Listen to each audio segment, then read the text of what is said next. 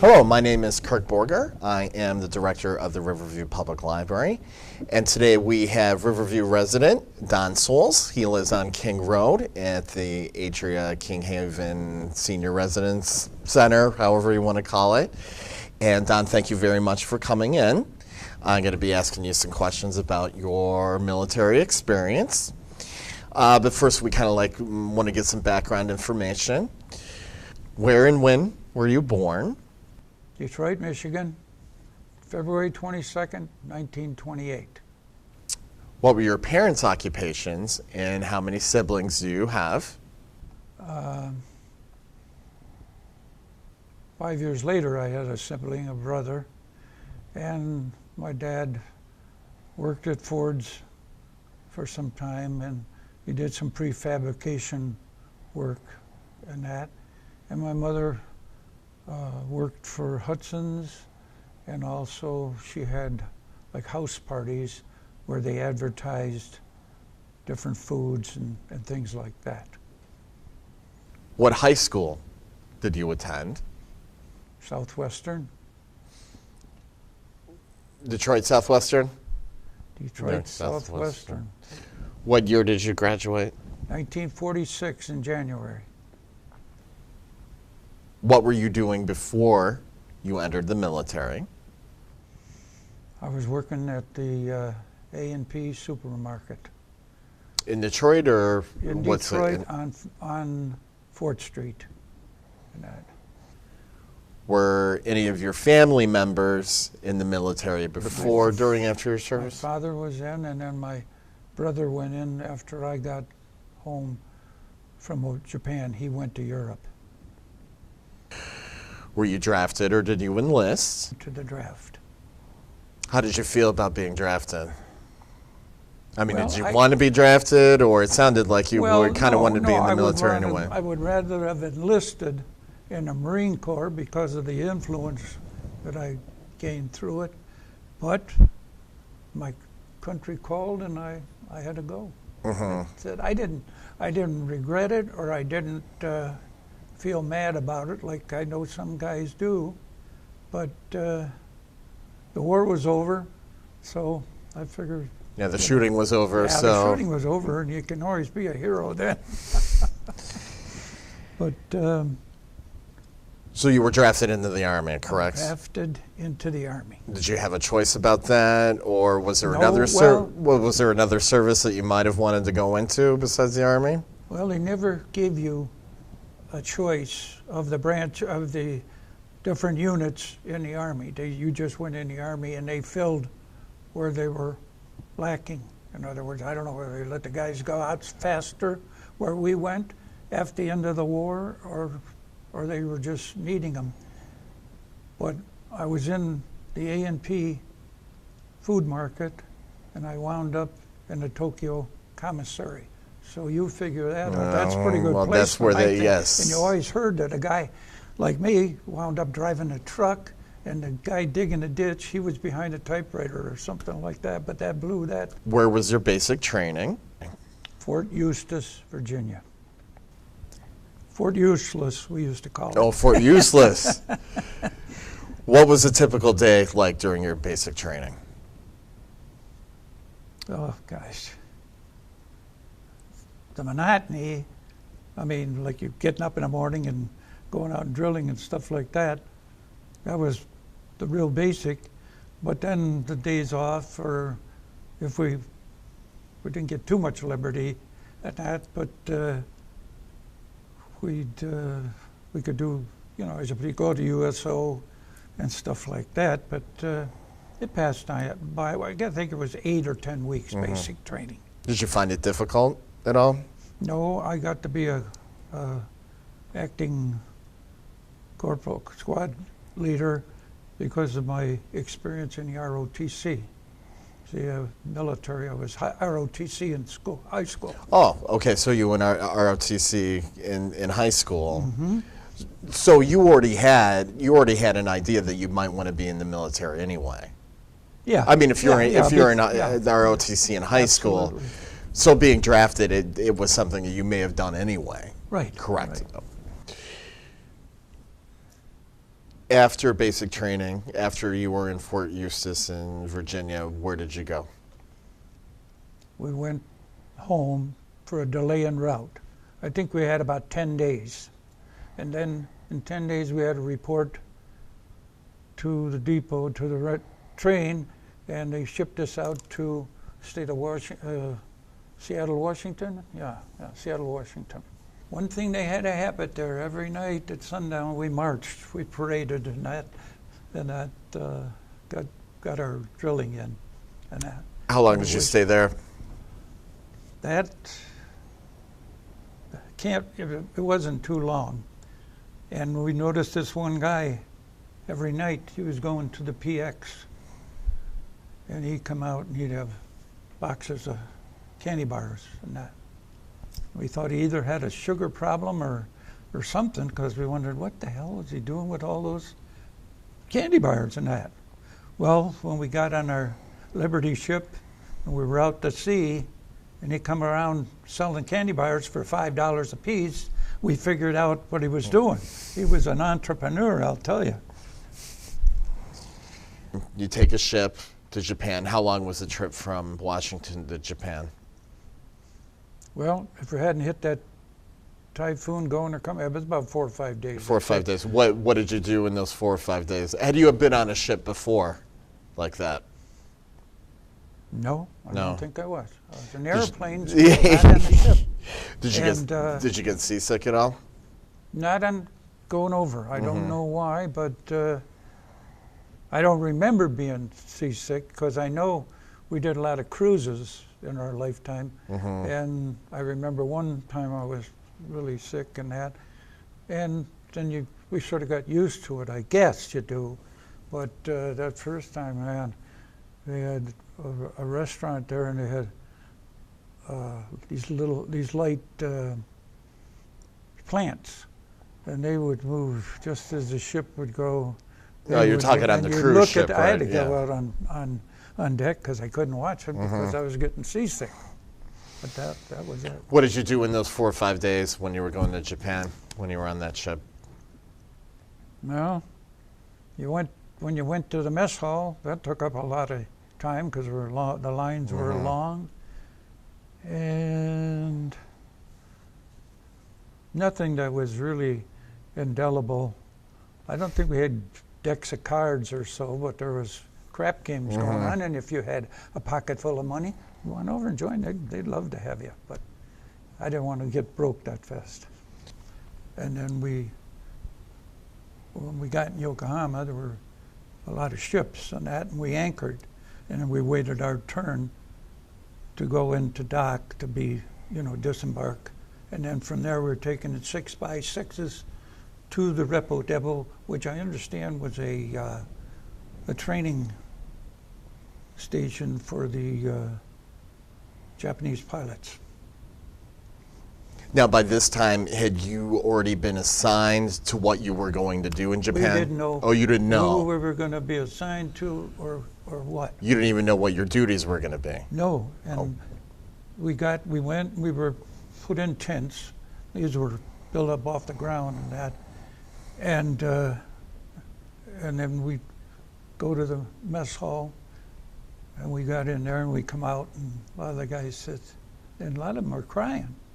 He says, we're going to have to be here, for how long? And we get dehydrated potatoes, dehydrated carrots, yellow and green eggs, and that. And he says, I don't know if I can last, they say, So I didn't say nothing. I just listened to it and that. But, yeah, that was a very demoralizing deal. But in a Repo Depot, you learn afterwards that that's what you're going to run into, because you're just on the loose and they're processing you. But we didn't know. Every day we would go down to a gathering center, and they'd yell out, our names. We'd give our serial number, and they'd tell you where to report, and that. And then you would report whether you reported that day or the next morning. I don't know, but then you shipped out to where you were going to be assigned. So where were you assigned?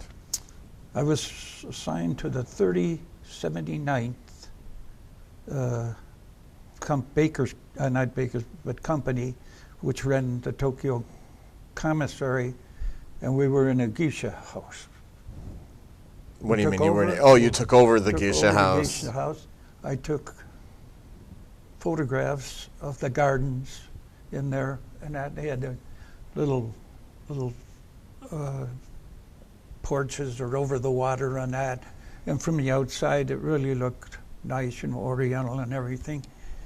And a guy come by from the Stars and Stripes paper, and I let him see me. He says, "Could I borrow these or something?" They put them all over the Stars and Stripes on the front page, the pictures of where we were at. I thought that was pretty good. What were your duties?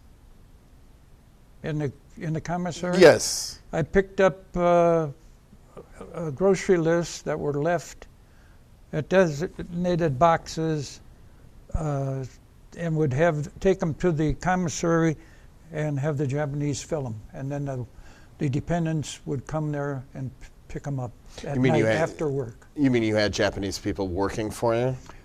Yes, we had a direct man interpreter that could speak both Japanese and English, and I would tell him what I wanted done, and he would translate it to the Japanese help, and that. It worked out pretty good. Didn't encounter many problems, or? No. Were the Japanese good workers? They were very disciplined and ordered, and they didn't make any waves on that.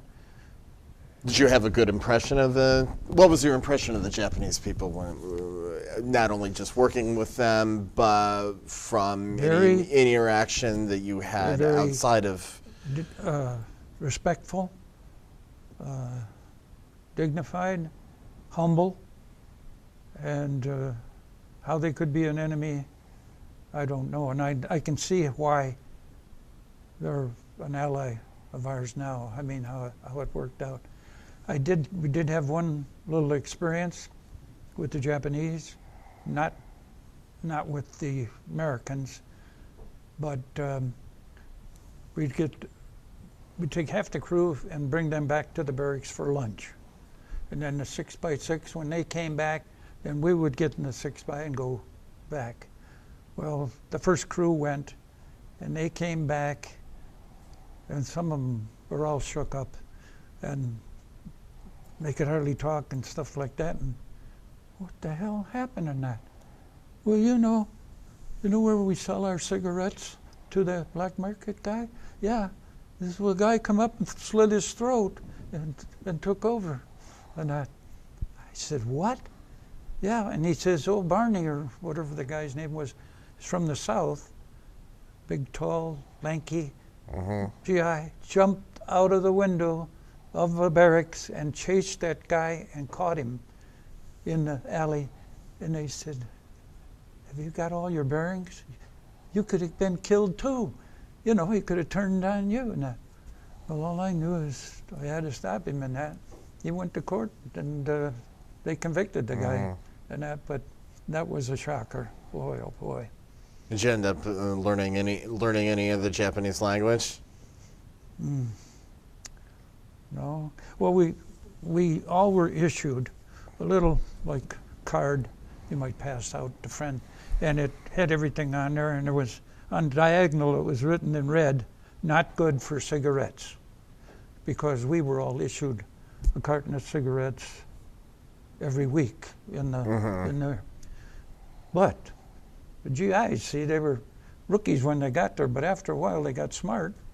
They erased all the red off of there, and it came off, and we'd go into the Tokyo PX, get a haircut, massage, everything in that, the works, and then we'd go in line and get another carton of cigarettes. So I got 2 cartons of cigarettes a week, and I didn't smoke. And I think we were getting 15,000 yen for a carton of cigarettes. So I was getting 30,000. I got the silk for my wife's wedding dress over there.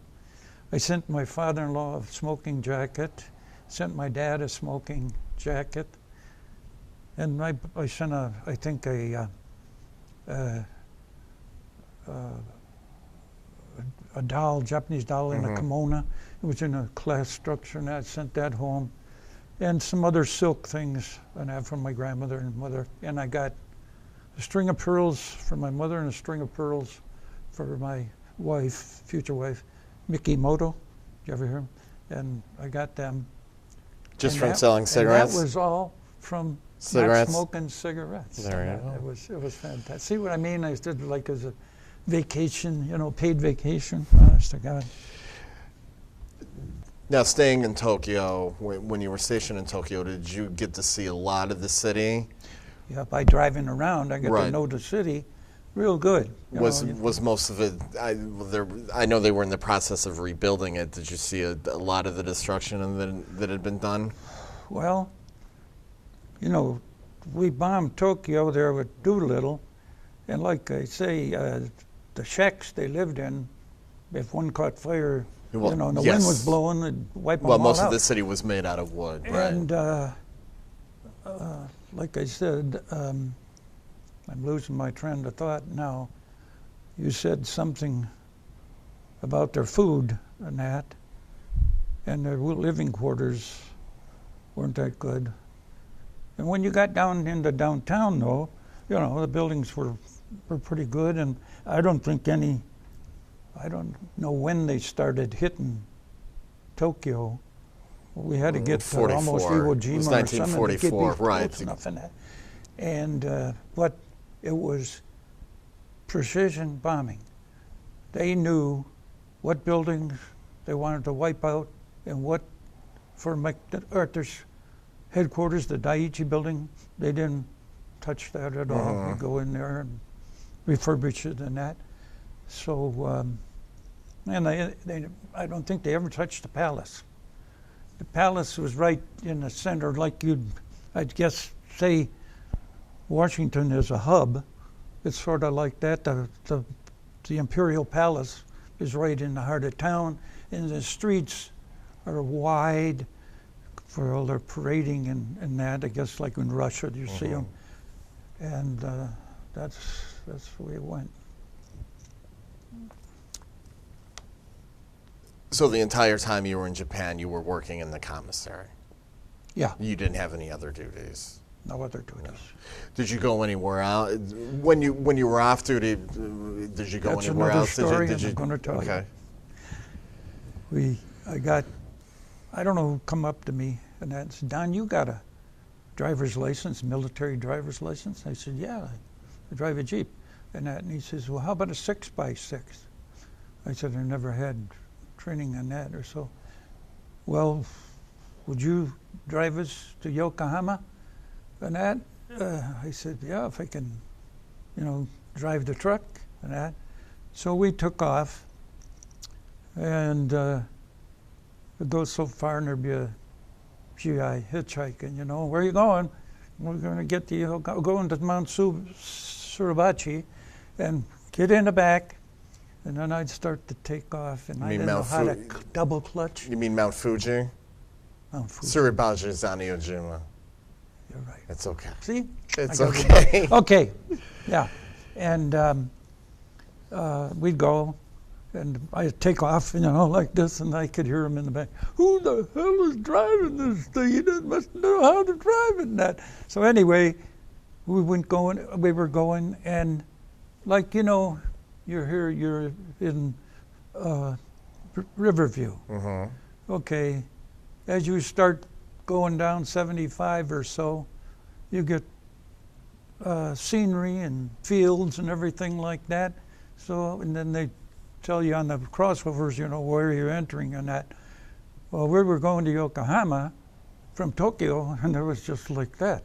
You didn't know, I don't know where they put a line or so, where the dividing line was, but I kept going, yeah, you're getting there, it won't be long now. Some guys that were familiar with Yokohama and that, so I'd take them over and let them out. I don't even know if I waited for them and that. I can't remember that. How did you stay in contact with your friends and family? Mostly letters. It'd have been wonderful if we had cell phones, and been great. Oh, I don't know when it was, what month it was or so, but we're over there, and we wake up in the morning, and the beds are all helter-skelter. I thought, what the hell happened? Somebody was there, and didn't you hear they had a earthquake in Tokyo last night? And we learned the guys come out of the barracks in there. What did you call them? I don't know. There were outfits that did inquiry, and that they were stationed in, and they all come out wondering what was going on in the streets and that. But I don't know how long the shocks lasted.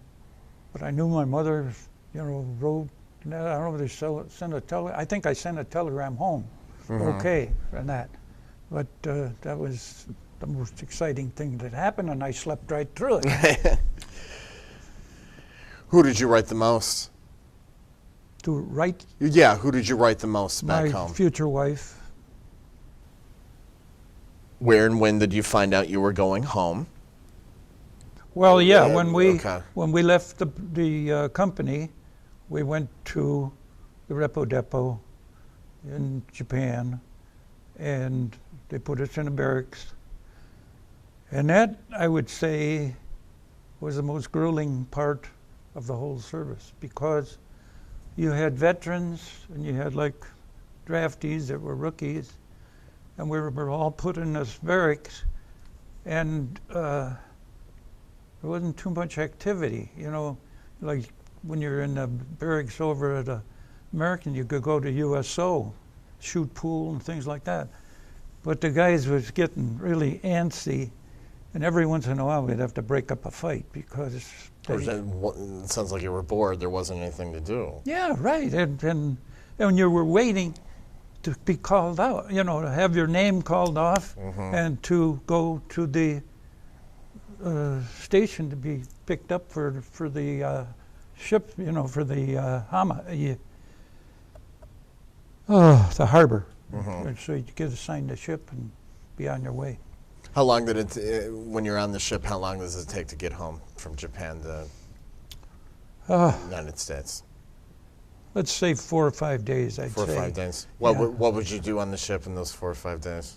Well, I didn't get sick and that, but I didn't have a lot of money to shoot crap, but that's mostly what they did. And we'd have the guys, and the guys were smart. I think they bought up dice when they rented it out or sold them or so. But anyway, they'd be there in a group shooting crap, and then all of a sudden, guy grabbed the dice and he'd get up and he'd run to the side of the ship and regurgitate, and then he'd come back, go on with the game. But that's the way it was, and that's the luxury had. When we went over to Japan, we were on a Liberty ship, and there was female doctors, and they, I don't know, muster or whatever it is, get out, get up. And we were doing short arms inspection, if you know what that is. Okay. We had guys that go back and get in line, and that they were, I mean, to me, that was a humorous thing. What did you do when you were off duty in Japan? Well, a lot of guys in our room, there was about 10 of us, and a lot of us were from the Big Ten, Minnesota, Ohio, the Midwest, Michigan. So I sent home, I had bought an electric football game, and one was offense, one was defense, and you inserted this card in it, and there was a light bulb in the bottom, and then the offensive player would pull the one card out, and you could see the guy go, would go, and then if he'd run into a defense, well, that's as far as he got. So many yards or so, or if maybe you'd go the whole way. But we had a contest. We had the guys stayed up there and who was first place and everything. So that was one thing we did, but we didn't do it all the time. And that played touch football with that. And that was a lot of good fun. And we had a terrific orderly room, because the clerk there would play all the Oscar Hammerstein and with all the plays, like Jesus, Oklahoma, and anyway, a lot of their plays and all right from the soundtrack, and we enjoyed that. When you got home, were you discharged right away? No, we had to wait on that too. You know, You had to Army, wait, a hurry lot up of and waiting, wait. right? So they come along, and we're on the boat, we're coming through, and we looked ahead, and we could see the Gold Gate Bridge. And that's where you come into the harbor there. And we went under the Golden Gate Bridge, and it wasn't long after that, somebody says, "There's Alcatraz." Everybody goes on one side of the ship, and you can feel the ship list over that, but we got a nice view of Alcatraz.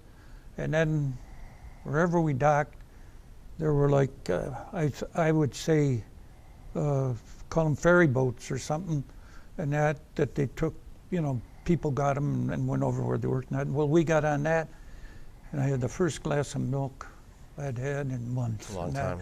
It was delicious. And then they gave us a nice lunch, took us down the coast to Camp Stoneman, and we disembarked there.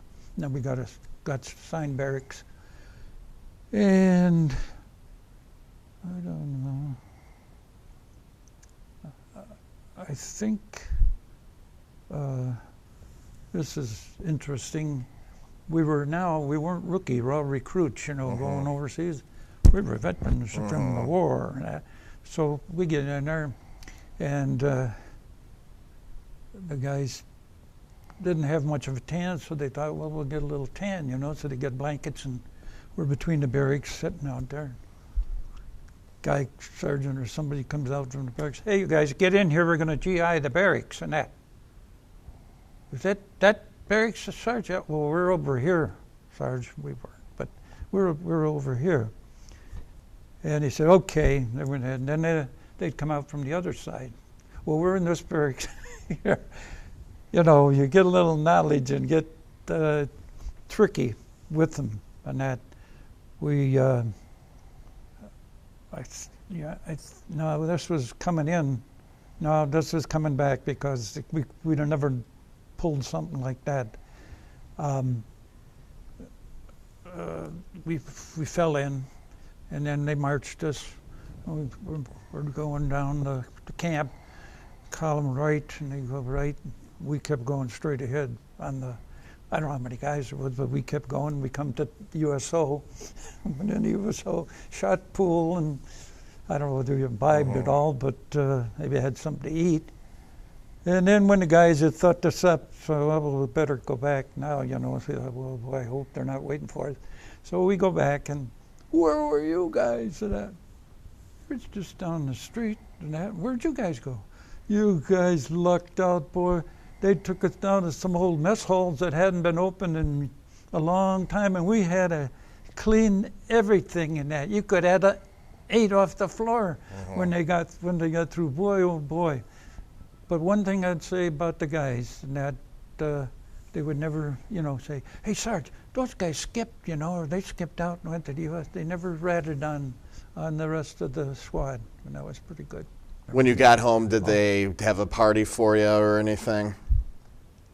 No, I don't No. think so, because I think, I'm trying to remember, if my dad was still overseas, and I can't remember.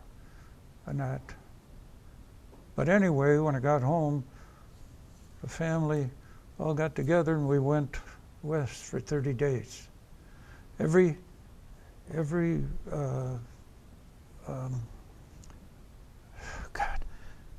unemployment agency I had to register that I wasn't working.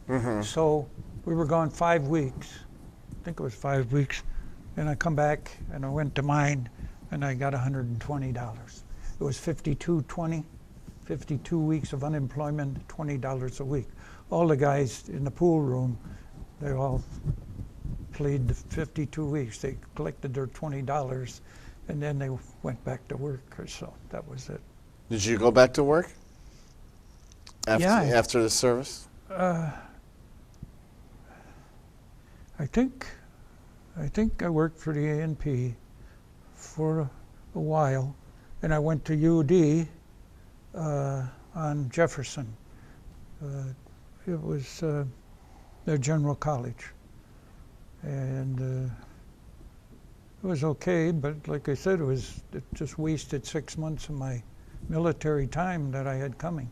So once I qualified B average and I could go up to the upper campus, thought I was going to sneeze.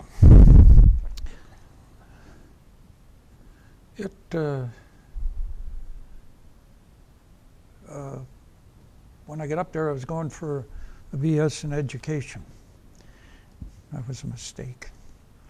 I had psychology and philosophy and history and things, but I didn't dig it. I digged history, but and I had trigonometry, and I don't think any of the students in that class knew what the hell the guy was talking about. He was talking up here. We had one student that was in the first row.